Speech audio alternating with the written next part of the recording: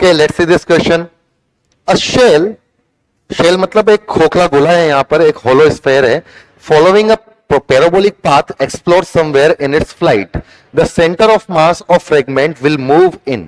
Again, the concept what we will use here will be motion of center of mass.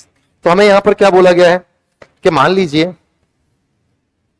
इस तरीके से कोई shell था जो एक पैराबोलिक पाथ पर ट्रेवल कर रहा था, और पैराबोलिक पाथ पे ट्रेवल करते हुए अपनी ट्रेजेक्ट्री में किसी पॉइंट पर यहां पर वो एक्सप्लोर हो जाता है।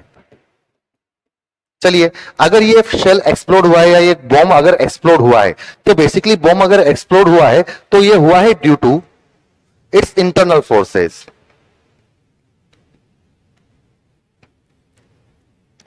मतलब इसमें किसी बाहर से किसी एक्सटर्नल एजेंट का कोई काम नहीं है, ये इंटरनल फोर्सेस की वजह से हुआ है। और इंटरनल फोर्सेस हमेशा एक्शन रिएक्शन पेयर की फॉर्म में लगती है। मतलब इसके ऊपर अगर पूरे पूरे सिस्टम पे देखें तो सिस्टम पर वास्तविकता में नेट फोर्स तो कितना रहा होगा, 0 रहा होगा। मतलब अगर इस शेल के एक पार्ट ने दूसरे पार्ट को इस तरफ धक्का दिया तो इस तरफ धक्का खाने वाले पार्ट ने दूसरे पार्ट को उस तरफ धक्का दिया होगा, और बराबर और इक्वल और अपोजिट धक्का दिए होंगे।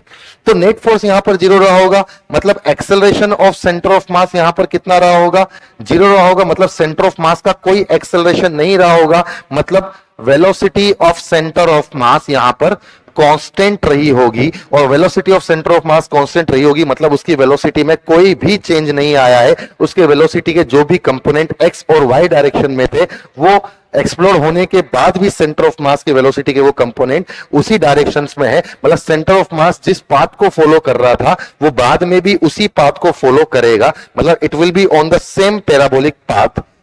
तो centre of mass same parabolic path में मूव करना चाहिए। मतलब ऑप्शन नंबर डी यहां पर हमारा सही आंसर।